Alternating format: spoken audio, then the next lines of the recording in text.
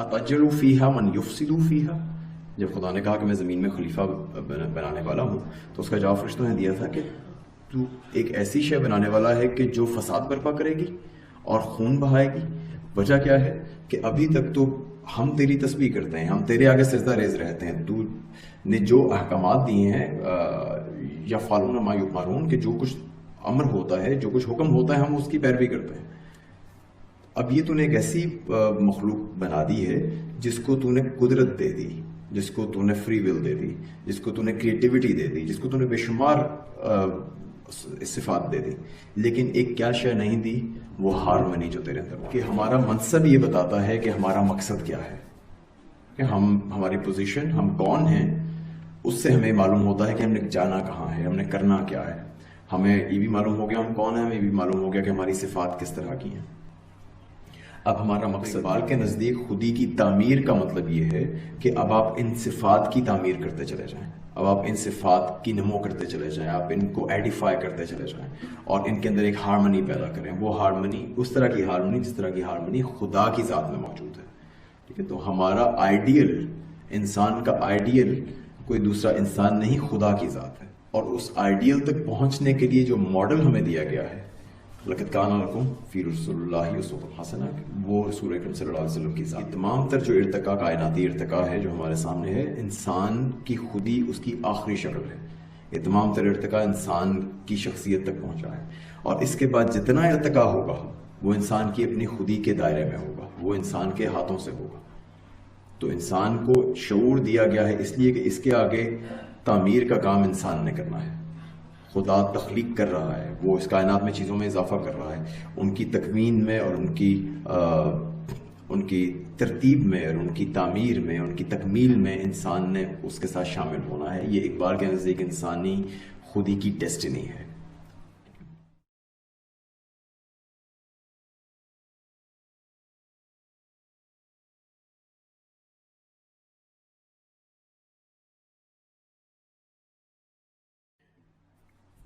کہ خودی کی تعمیر کے لیے سب سے پہلی شرط ہوتی ہے مقاصد، آرزو. آپ اپنے لیے آبجیکٹیوز جب تک کریٹ نہیں کرتے اور ان آبجیکٹیوز کی طرف بڑھنے کے لیے آپ ایکٹ نہیں کرتے، اس وقت تک آپ کی خودی کی تعمیر نہیں ہو سکتی. خودی کا سب سے بڑا اظہار ارادے میں ہے. بے جان اشیاء ارادہ نہیں کر سکتی. جو اپنا شعور نہیں رکھتا وہ ارادہ نہیں کر سکتا. فیل ایک چیز ہے، ایک روبوٹ جو ہے وہ بھی فیل، اس سے فیل سرزد ہو سکتا ہے. عمل ایک اور چیز ہے، ایکٹ کرنا کسی شے پر وہ ایک اور چیز ہے.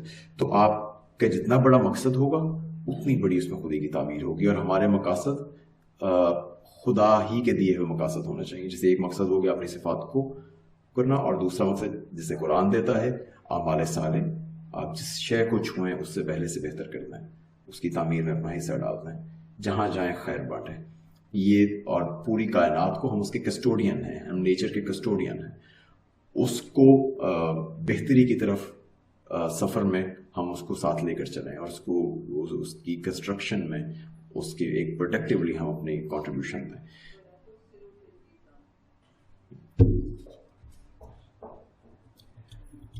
تو پہلا جو اس کی شرط ہے وہ ہے آپ کے مقاصد اور ان کے حصول کی کوشش.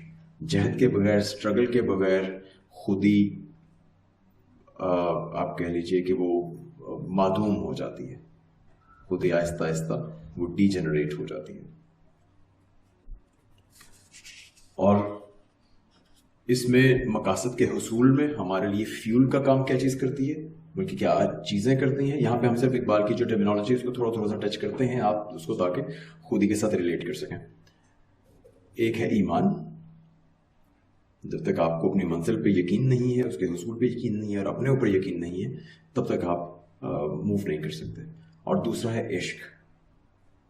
عشق ہماری موومنٹ کی انرجی ہے، وہ ہمیں طاقت دیتا ہے. عشق کوئی بتا سکتا ہے اقبال کا عشق کیا ہے؟ بہت کوئی کلیئر.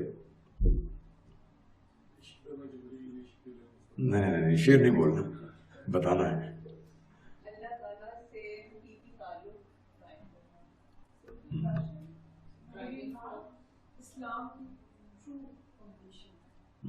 عشق اقبال کے نزدیک بہت جنیرک کانسیپٹ ہے، بہت سیدھا سادہ ہے. پیشن، وہ یہ کہتے ہیں کہ کائنات کو تسخیر کرنے کا، اس کو ایبزارب کرنے کا، اپنے سے باہر مقاصد کے حصول کے لیے جو آپ کے دل میں آرزو پیدا ہوتی ہے، جو پیشن پیدا ہوتا ہے، جو تپش پیدا ہوتی ہے، وہ آپ کا عشق ہے. یہ اقبال کا ایک بہت پرماننٹ اور بڑا ریکرنگ تھیم ہے، پرماننس اینڈ موومنٹ والا. تو اس میں بھی دیکھیے، اس میں بھی یہی کنٹراسٹ ہے. ایمان آپ کو پرماننس دیتا ہے، مطلب وہ آپ کو ایک فکسٹی دیتا ہے. عشق آپ کو موو کرتا ہے. جیسے چلنے کے لیے دیکھیے ہمیں کیا چاہیے ہوتا ہے، چلنے کے لیے ہمیں حرکت چاہیے، اس کے ساتھ ساتھ ایک زمین چاہیے جس پہ آپ چل سکیں. آپ ہوا میں پاؤں ماریں گے، خلا میں پاؤں ماریں گے تو کچھ نہیں ہوگا. تو عشق آپ کی حرکت ہے، ایمان آپ کی وہ زمین ہے جس پہ آپ نے موو کرنا ہے. اس پہ جب تفصیل سے بات ہوگی تو اس کو ہم کھول سکتے ہیں بعد میں. بہرحال عشق اور ایمان وہ قوتیں ہیں کہ جو آپ کو آپ کے مقاصد کے حصول میں آپ کی مدد کرتی ہیں. اور جس طرح سے عشق آپ کو آپ کی خودی کو مستحکم کرتا ہے، آرزوئیں آپ کی خودی کو مستحکم کرتی ہیں، ان کے لیے آگے بڑھنا، ایکٹ کرنا، عمل کرنا جس طرح آپ کی خودی کو مستحکم کرتا ہے، اسی طریقے سے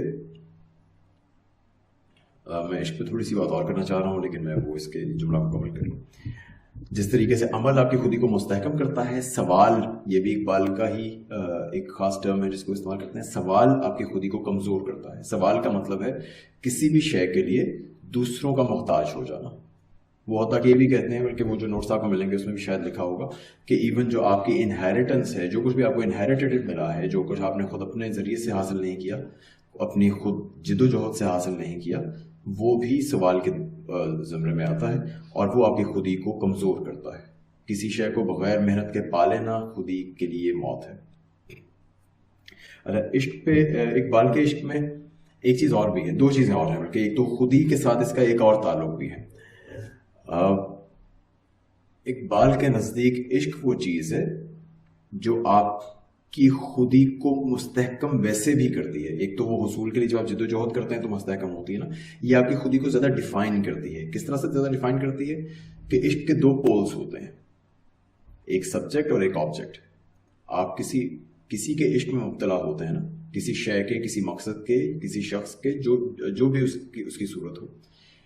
جب آپ عشق میں مبتلا ہوتے ہیں تو اس کا مطلب یہ ہوتا ہے کہ آپ اپنی ذات کو اور اس شخص کی ذات کو زیادہ شدت سے ایکنالج کر رہے ہیں. ٹھیک ہے، عشق ایک تعلق ہے، تعلق ہمیشہ دو ڈیفائنڈ اشیاء کے بیچ میں ہوتا ہے. تو یہ آپ کی خودی کو زیادہ ایک ڈیفائنڈ اسٹیٹ میں، صورت میں سامنے لاتا ہے. اور دوسرا ایک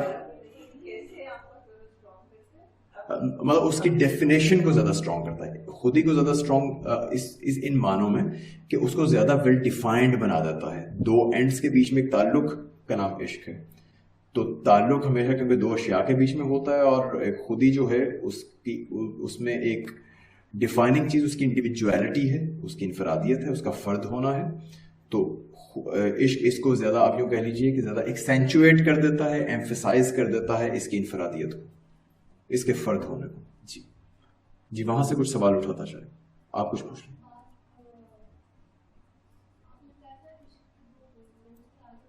ہاں، عشق کے دو پولز ہیں، ایک جو سبجیکٹ ہے اور ایک جو آبجیکٹ ہے، جو عشق کرتا ہے اور جس سے عشق کرتا ہے. اچھا، دوسری بات یہ کہ اقبال کے عشق میں ایک چیز جو شامل ہے وہ یہ بھی ہے کہ کیونکہ عشق بہت مرتبہ مقاصد بناتا ہے. یہ بہت اہم نقطہ ہے، یہ اس لیے میں لازم دہرانا چاہ رہا تھا کہ عشق وہ شے ہے جو مقاصد بعض اوقات بنا لیتا ہے. یہ کانسیپٹ بھی اقبال نے یہ زیادہ برکسوں سے مستعار لیا ہوا ہے. اس کے ہاں ایک ٹرم ملتی ہے کریٹو لو. ٹھیک ہے، ایک لو تو وہ ہے جو کہ ایک موجود شے کے، ایک موجود آبجیکٹ کے ساتھ ہوتا ہے. ایک شے موجود ہے، میں نے اس کو دیکھا یا میں نے اس کو آئیڈیلائز کیا اور میں نے اس کی توجہ شروع کر دی. کوئی ایک بڑا مقصد ہو سکتا ہے. ایک شے وہ ہے، ایک لو وہ ہوتا ہے جو خود اپنا آبجیکٹ کریٹ کرتا ہے. دیٹ از کالڈ کریٹو لو. میں اس کی بیسک ڈیفینیشن بتا رہا ہوں. فار ایگزامپل، ایک میوزیشین ہے، اس میوزیشین کو اپنے اندر ایک ایسیمولیٹو فورس فیل ہوتی ہے، اپنے اندر ایک جذب کی، ایک آرزو کی شدت محسوس ہوتی ہے، اور وہ شدت جب وہ اس شدت کو اپنی صلاحیتوں کے ساتھ اپلائی کرتا ہے تو ایک دھن وجود میں آتی ہے جو پیورلی آرٹسٹک کاوش ہے. ایک پینٹر ہے, مطلب آرٹسٹ کے ساتھ جو کریٹو کام کرتے ہیں, رائٹرس کے ساتھ, پویٹس کے ساتھ, یہ بہت مرتبہ ہوتا ہے کہ آپ ایک خاص کیفیت میں چلے جاتے ہیں. اس کیفیت میں آپ بہت شدت اپنے اندر محسوس کرتے ہیں پیشن کی, لیکن اس پیشن کا کوئی ڈائریکٹڈ نہیں ہوتا پیشن, اس کا کوئی آبجیکٹ نہیں ہوتا. اور پھر وہ پیشن جب ریلیز ہوتا ہے, جب مینیفیسٹ ہوتا ہے, تو وہ ایک آبجیکٹ کی صورت میں مینیفیسٹ ہوتا ہے. یہ وہ لو ہے جو اپنا آبجیکٹ خود ساتھ لے کے آتا ہے, جو اپنے آبجیکٹ کی تخلیق کرتا ہے. ایک آرٹسٹ ہے تو وہ ایک پینٹنگ, ایک شاہکار بنائے گا. ایک شاعر ہے تو وہ ایک شعر بنائے گا. تو اس کو کہتے ہیں کریٹو لو. یہ اقبال کے عشق کے کانسیپٹ میں شامل ہے. سوری, اس کی سورس سے کیا مطلب؟ ہاں اچھا, یہ انسان کے شعور کا جمالیاتی حصہ ہے.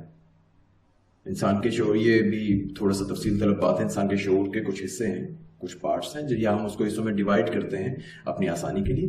ان میں ایک اس کا ایستھیٹک کانشیسنیس ہے.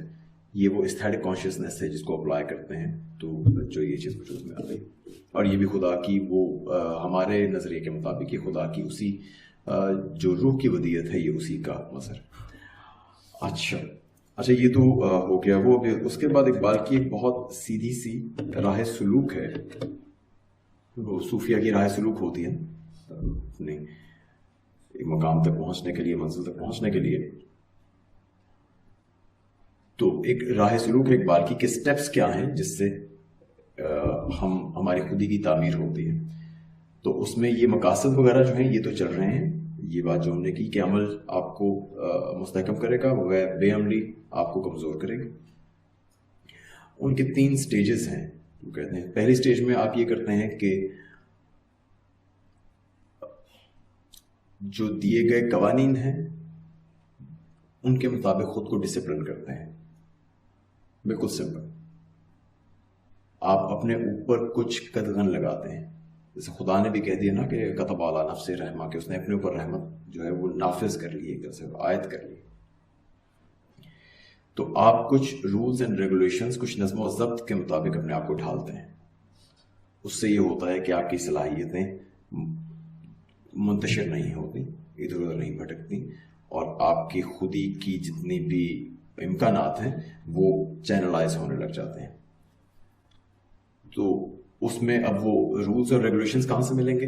ایک تو وہی صفات خدا بندی سے, اس کا اخلاق وہ ہمارے لیے ایک ضابطہ ہے.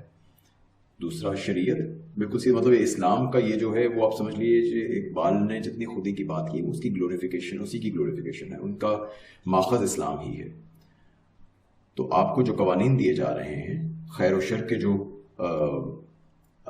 شعور دیا جا رہا ہے, اس کے مطابق آپ نے اپنے اوپر پابندیاں عائد کرنی ہیں. لیکن پابندیوں کا مطلب یہ نہیں ہوتا کہ آپ نے خود کو سپریس کرنا ہے. اس کا مطلب ہوتا ہے کہ آپ نے خود کو چینلائز کر رہے ہیں, اپنی صلاحیتوں کو آپ صحیح ڈائریکشن میں استعمال کر رہے ہیں, اور اس سے آپ کو سیلف کنٹرول حاصل ہو جاتا ہے. اب یہ سیلف کنٹرول یہ کوئی معمولی شے نہیں ہے. سیلف کنٹرول کا مطلب یہ ہوتا ہے کہ اب آپ کا ارادہ آپ کے افعال پہ غالب آ گیا ہے. ٹھیک ہے, یہ اخلاق کی مکمل ڈیفینیشن ہے, اخلاقی کیپیسٹی کی, مورل کیپیسٹی کی کمپلیٹ ڈیفینیشن ہے کہ آپ کا ارادہ, آپ کی انٹینشن, آپ کی ول آپ کے ایکشنز پہ غالب آ جائے. آپ جو کچھ بھی کر رہے ہیں وہ وہی ہو جس کا آپ ارادہ کرنا چاہتے ہیں. یہ آپ کو فریڈم دیتا ہے. مرد حر کا جو لفظ اقبال استعمال کرتے ہیں یا حریت کا استعمال کرتے ہیں, یہ وہ حریت ہے جو آپ کو ملتی ہے. جو شخص اپنی خواہشات تلے دب جائے, جو شخص امپلسز کے آگے مجبور ہو جائے, وہ فری نہیں ہے. اسی لیے وہ کہتے ہیں نا, مجھے تہذیب حاضر نے عطا کی ہے وہ آزادی, کہ ظاہر میں تو آزادی ہے باطن میں گرفتاری. کیونکہ تہذیب حاضر آزادی کو ڈیفائن کیسے کرتی ہے؟ جو دل چاہے کرو. آپ کے کمرشلز میں بھی یہی چلتا ہے, جیسے چاہو جیو, جو دل چاہے کرو.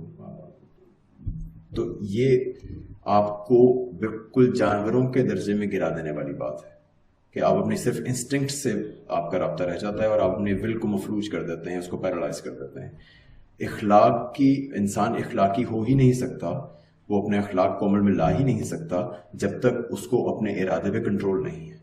تو پہلا سٹیپ یہ ہوتا ہے کہ آپ نے اپنی قوت ارادی کو افیکٹو بنانا ہے.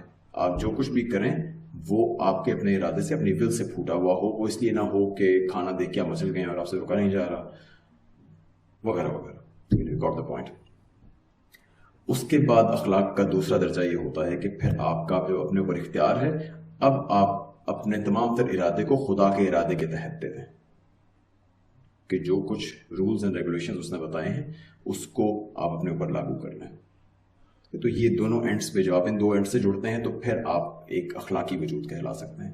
تو یہ بہرحال اسی کو اقبال نے ان دو پچھلے الٹ کے لکھا ہے کہ پہلے کہ ایک چیز ہے کہ آپ نے نظم و ضبط کی پابندی کرنی ہے، اور وہ جب کرتے جائیں گے تو نظم و ضبط کی پابندی سے آپ کے اندر ایک سیلف کنٹرول یوں اس طرح کا پیدا ہو جائے گا کہ وہ آپ کو آزادی دے دے گا، وہ آپ کو آزاد کر دے گا. آپ خود اپنے ارادوں پر قادر ہو جائیں گے، اپنے افعال پر قادر ہو جائیں گے.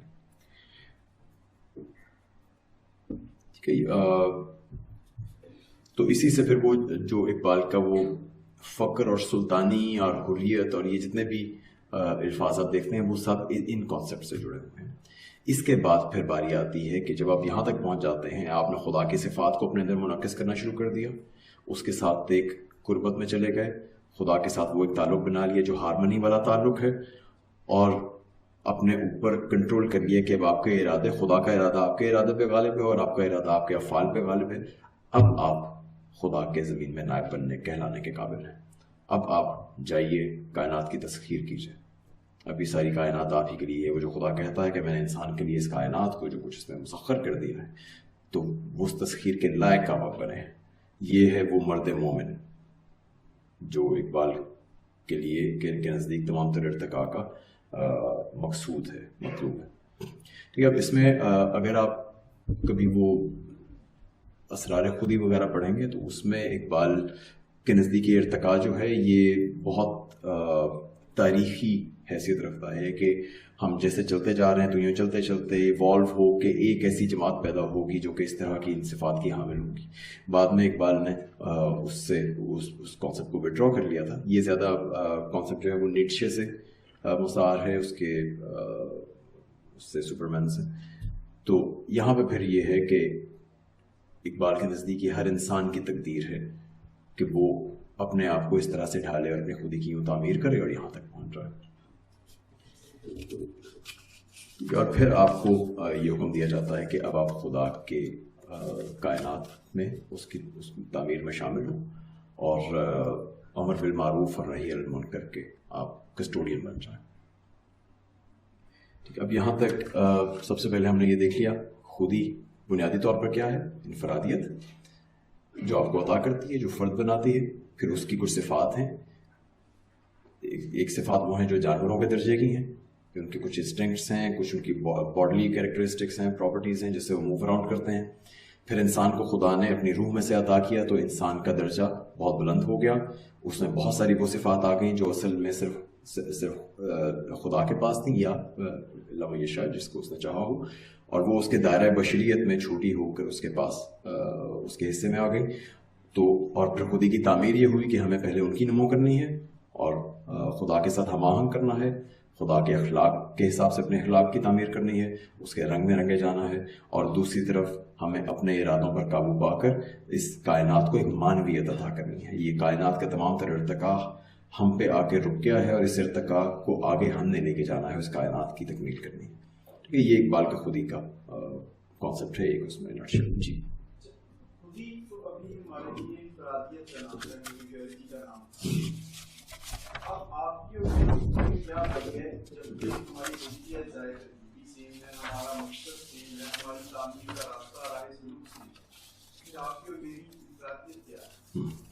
یہ بہت اچھا سوال ہے. دیکھ اس میں اس کے دو درجے ہیں. ایک درجہ تو یہ ہے کہ شخصیت میں چاہے ہم بالکل ایک جیسے ہو جائیں، چاہے ہم ذات کہلائیں، پھر بھی آپ دو اشخاص ہی رہیں گے، ایک نہیں بنیں گے. تو خود ہی آپ کی انفرادیت کی بہرحال حفاظت کرتی رہے گی. لیکن انسان کی خودی بہرحال انسان کی خودی ہے، وہ خدا کی خودی نہیں ہے، وہ احد ہے. وہ اسی لیے سورۃ الاخلاص جو اس کی اقبال کے نزدیک سورۃ الاخلاص خدا کی توحید کا نہیں، اس کی خودی کا بیان ہے. تو اس کی خودی میں سب سے پہلے اس کو احد کہا ہوا ہے. احد کا لفظ بہت ہی زیادہ تشریح طلب ہے. یہ ہمارے پاس 3 منٹ رہ گئے، میں کر نہیں سکتا. ورنہ احد کا لفظ بہت مختلف ہے واحد سے، اور وہ ایسا ہے کہ اس نے جو اس وقت عرب لوگ تھے ان میں ایک باقاعدہ تشویش دوڑا دی تھی کہ یہ کس طرح کا اسلوب ہے، یہ کیا کہا جا رہا ہے، کیا استعمال کیا جا رہا ہے. احد کے لفظ کو اس طرح استعمال کبھی نہیں کیا گیا تھا. تو احد صرف اس کی ذات ہے، اس طرح کی یونیکنیس صرف اس کی ذات میں ہے.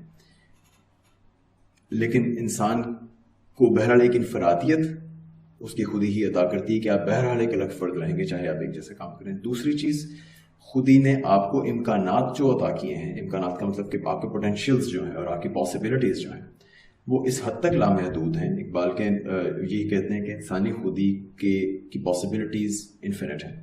تو اگر پاسبلٹیز انفینٹ ہیں تو اس کا مطلب ہے اس کے کمبینیشنز بھی انفینٹ بنیں گے، اور ہر کمبینیشن دوسرے کمبینیشن سے ڈفرینٹ ہوگا. تو وہاں پہ بھی آپ میں انفرادیت رہے گی.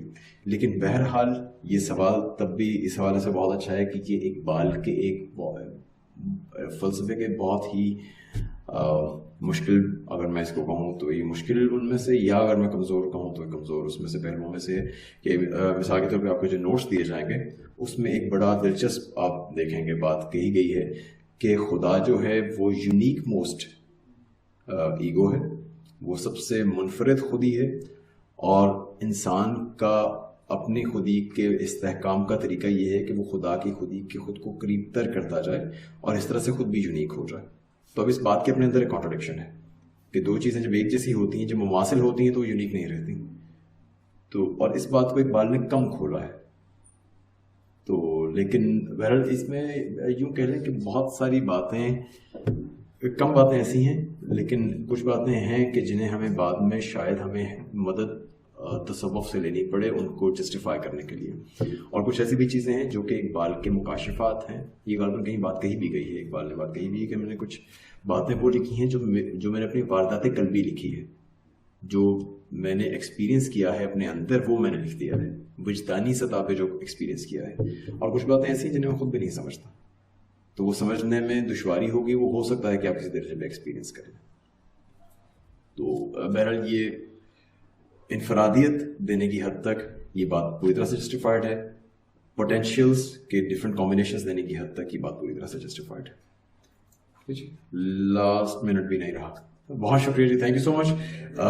جانے کے بعد آپ لوگ ایک کام پلیز کیجیے گا، ایک چھوٹی سی امپورٹنٹ اناؤنسمنٹ. ایک تو جو نوٹس دیے جائیں گے وہ ضرور پڑھ لیجیے گا.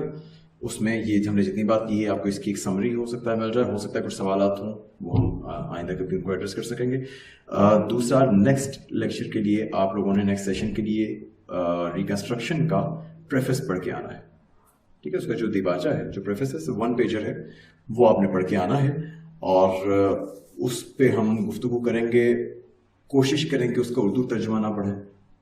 جو اردو ترجمہ جو ہم دینا چاہتے تھے آپ کو وہ آؤٹ آف پرنٹ تھا، اور تو جو دیا گیا ہے وہ بس اس میں پہلا جملہ ہی ایسا ہے کہ وہ نہ پڑھا جائے تو بہتر ہے. وہ کنفیوز ہے. ان کا قدرے بہتر، ان کا کچھ محفوظ ہے. ترجمہ کوئی بھی اچھا نہیں.